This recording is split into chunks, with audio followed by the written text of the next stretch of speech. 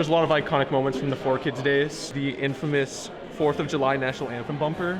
Do you remember the story behind that or how that came to be? They said, get in the booth and sing the national anthem, and we'll figure out which part we're gonna put. So I sang the entire thing. I said, I really don't want to do this. And they're like, no, it's fine. It's fine. That was that. I mean, it was just one of these things where you get booked, you don't know what you're doing, you go in and they say, this is what we're doing today. We're singing the national anthem, yeah.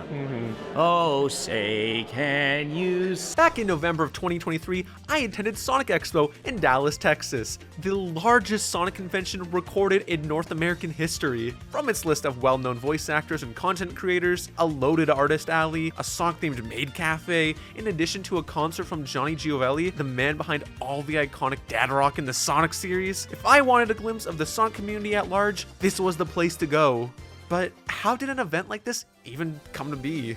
I started gathering the Sonic community back in like 2018. One of the main things is that we got in connection with some voice actors and they were really excited to put on a show with us. I thought that it'd be cool if Johnny Giovelli sang at a Sonic fan event, and I got some Sonic voice actors together and we had a really good time. The last ones that we were doing were more art focused and this one is more experience focused. So making sure that everyone has this moment that I wanted to have as a kid. This one is for sure the largest. You should watch out for Sam Procrastinates. What are the challenges behind being a Sonic content creator? The community. And with that out of the way, I was off to harass the people of Sonic Expo. How'd you both get into Sonic initially? I went to a friend's house when I was like 8 and he was playing Sonic Adventure 2. And then I met him. Actually from Wreck-It Ralph. I got Sonic 1 on my parents' iPad. Sonic 06. Honestly. Was it given to you as a gift or? I think it was given to me as a gift, yeah. My interest in like YouTube and maybe even the show Sonic Boom. It was one of my older cousins. He gave me like a copy of Sonic on his DS and I was fascinated by the fact that Tails could fly. I've been playing since the original Mega Drive version. It was through the comics. Believe it or not, most people are through the games, but the comics are what got me to stay. I'm not into Sonic. Awesome. What type of Sonic content did you watch online growing up? Too much. Including the stuff that we shouldn't get into. Sonic Shorts, Sonic Uncut. Sonic Shorts. Sonic Paradox. Do you know the fellas called Sonic Paradox? They're really funny. Did you have a specific short from them that stands out to you? I remember my favorite one as a kid was the Sinos one. Jesus Christ the Hedgehog? Yeah, I remember that.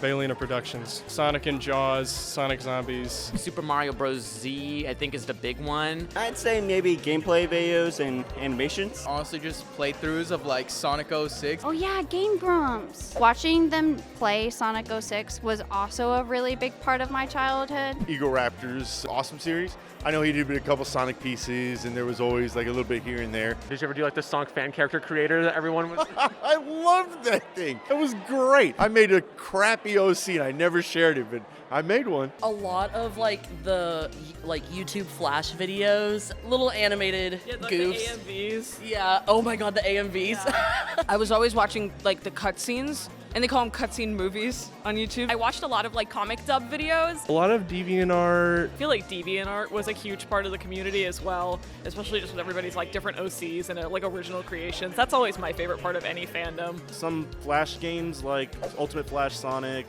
the Final Fantasy Sonic games. Sonic X, my guy. Who's been some of your favorite content creators in the Sonic sphere over the years? I respect Sam. I respect Evan, Mardiculous, Chowmix. Chowmix as well. Chowmix. I genuinely like Chowmix's content. I think Chowmix is here. Who are you most excited to see today? I'm mostly excited to see the voice actors. Johnny Joel for the concert. The voice of Shadow. Yeah, I'm most excited to see Shadow. Mike Pollock. Same. Yeah, I'm really hoping I can find something cool to get him to sign as well. Ryan Drummond, actually. I already got some signatures from him. Jason Griffith. Jason. I was most excited to see Jason Griffith. I got him to sign my copy of Shadow the Hedgehog game. Thank you so much for your time. Of course. What was your name? Evan. Evan. Thank you, man. Great to meet you. The game Shadow the Hedgehog is an E10 game, but was being developed before the E10 rating existed. Was there a more mature direction for the game initially? There were a few lines that we recorded that didn't make it to the game. A couple swear words, you know? It's common practice, though, to record more than you're going to use for the game, just in case you want it. And I think they didn't know yet what the rating was going to be or what they wanted to put in. So while I'm in the booth, while everyone's there, they're like, let's just get it. So somewhere out there on a hard drive is Shadow saying, you know, things I can't say on camera right now. It was at this point in the day, I decided to explore the artist alley to pick the brains of a few vendors. What is your favorite thing that you're selling today? Personally, it would probably be the new Sonic and Friends standee. Just because they're so cute and I love the rainbow finish and everything. I think my favorite thing is my newest thing. It is a liquid chaos charm. He's goopy. He's oopy. I have these Sonic mystery boxes that say Sonicos. I hand designed all of these mystery boxes, and they have 4 little mystery items that I handmade. My shirts that I have a bunch of different ones, some Sonic, some not Sonic. I wear most of the shirts. They're basically my own wardrobe these days. Which characters do you find sell best at these events? Sonic, of course. I would say Sonic. Sonic, Tails, or Shadow? Possibly Amy. Tails or Tangle and Whisper together. Why do you think Tangle and Whisper sell so well together?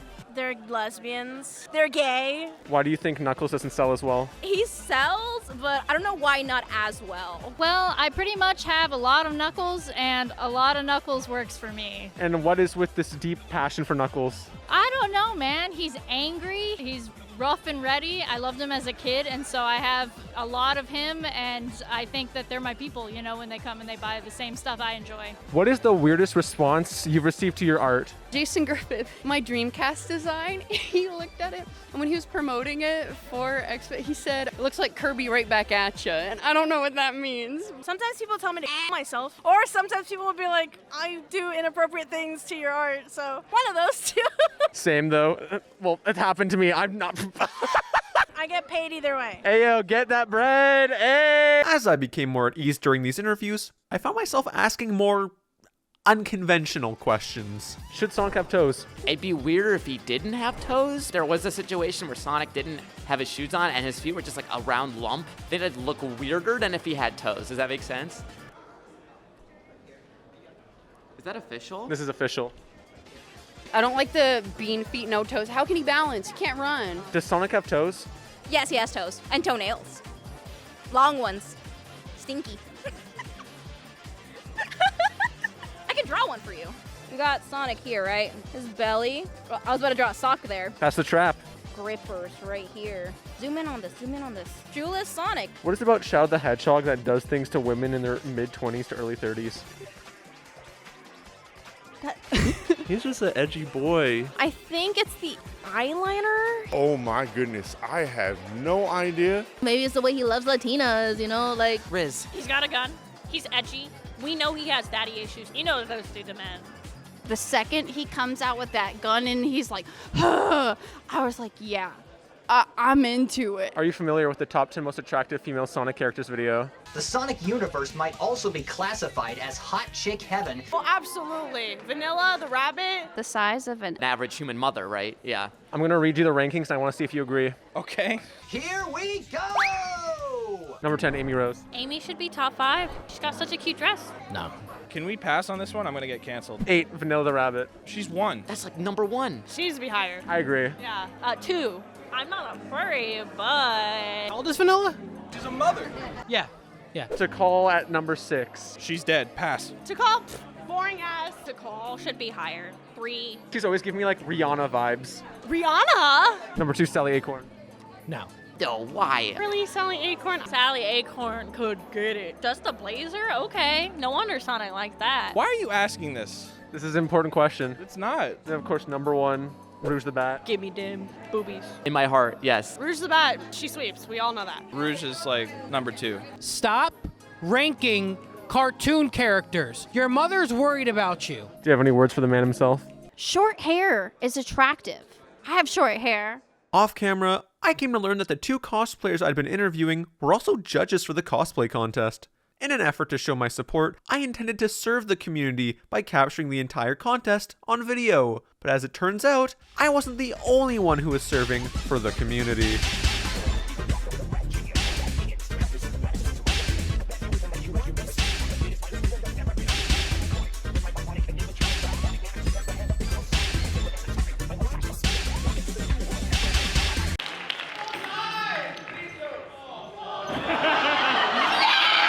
Aren't you happy?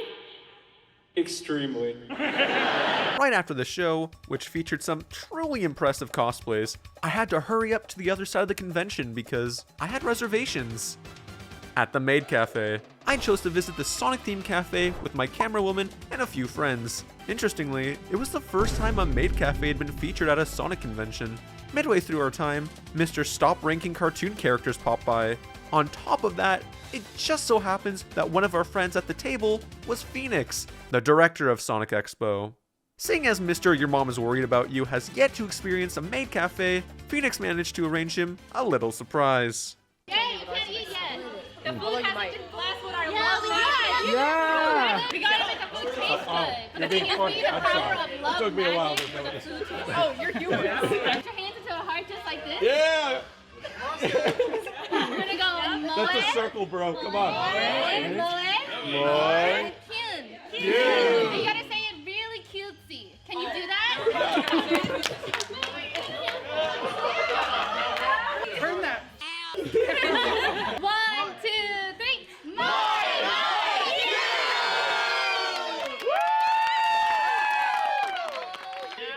I'm gonna choke myself.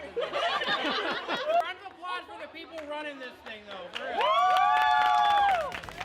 What is an often overlooked aspect in running a Maid Cafe? All the guests, a lot of them are first-time people, so they don't know what to expect. So when they come in here and they like have to learn about the moe moe kyun, which you guys learned, they're like, oh my gosh, what do I do? And then so they don't realize that, and then we give them the confidence and the power to make the food taste delicious. Getting to like know people and like being a people person willing to initiate conversation, really bringing that interaction is probably the most overlooked, but also kind of like the most important aspect of a Maid Cafe too. How would you go about designing a Sonic-themed maid outfit? I would love to incorporate like little elements of like Green Hill Zone, for example. Like that's always been my favorite stage growing up. I actually like to do designing myself. So for example, if we're gonna do Sonic, I would do more of a blue right here, and then have like the arms to be like, you notice how we have blue right here? I would put white for his gloves and kind of incorporate like different aspects of that. Final question for you here. Do you have any interesting stories from previous events you've done, whether they're cursed, sweet, or funny? We've done punishment games before, which is where we would ask them to be like, hey, if you don't want, we play rock, paper, scissors, and you'll be like, you have to sing up on stage. And they had to sing up on stage. That's another thing that we've done too. And while no punishment was involved, somebody still got up to sing on stage. That person being Matt Mannheimer, the original owner of Tails Channel. Everybody, sing the Japanese song. Love, still in love with you. Hey, come on.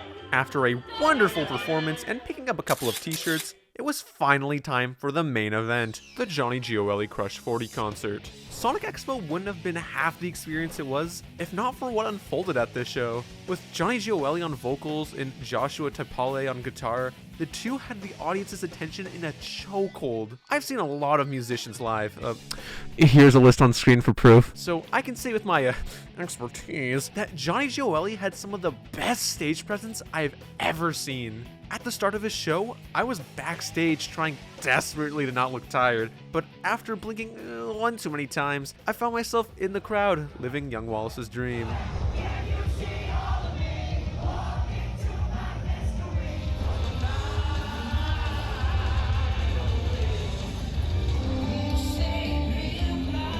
This reminds me of Nickelback. I gotta say though, a majority of what made this show so special wasn't even the concert. It was everything around it. In the best sense of the term, have you witnessed a life-defining moment before? Because I witnessed 3 of them at this single show. First off, let me set the scene. Just before the concert, I'm backstage with Matt Mannheimer and Chow Mix. These two recently formed a game studio and were given the opportunity to present their game to a packed audience. One thing led to another, and somehow, I'm on stage helping with the game's reveal. Unfortunately, not Johnny Gioeli. Seeing the crowd's reaction to my friends' hard work and how proud they were of what they've done was a beautiful moment. Not to mention, watching them break down backstage and embrace each other was very heartwarming. Secondly, halfway through Johnny's performance, he brought another musician, Victor McKnight, on stage. Back in 2022, during another convention, Victor was telling me about doing a song with one of his heroes, Johnny Gioeli, in celebration for the 3rd Sonic movie. It was one of the last times I really sat down and talked to him, so I had no idea this was happening. But there I was, a year later in the audience, hearing that song be performed with an over-the-moon Victor watching from backstage. Lastly, during the finale, Phoenix got on stage with her group and sang Live and Learn with the man who inspired her to put on this convention. Oh yeah, I forgot to mention, Phoenix's group opened for the show. Check this out.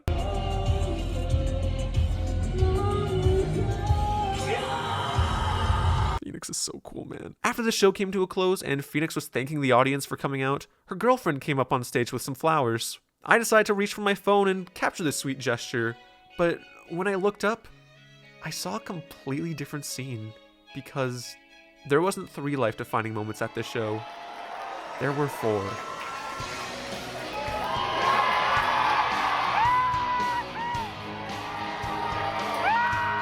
From its humble beginnings, this was a convention made of love by and for fans. Whether people were meeting others for the first time or reuniting with old friends, living out childhood dreams or witnessing dreams come true. I'm glad to still be a part of this community in one form or another. And you know what?